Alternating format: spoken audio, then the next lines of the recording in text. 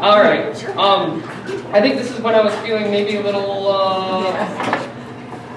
maybe a little inadequate. Just because you say you're a writer doesn't mean that you can write.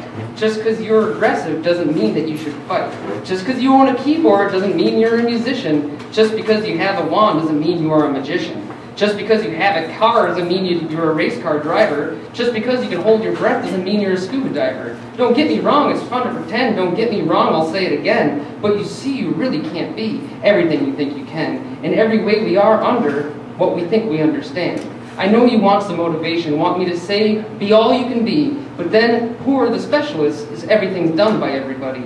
Just because you have a soul doesn't mean that you're a poet. Just because you think you know doesn't mean that you know it. Just because you've done some drugs doesn't mean that you're enlightened. Just because you run with thugs doesn't mean that we are frightened. Just because you're a little sad doesn't mean that you're depressed. Just because you're busy doesn't mean that you are stressed.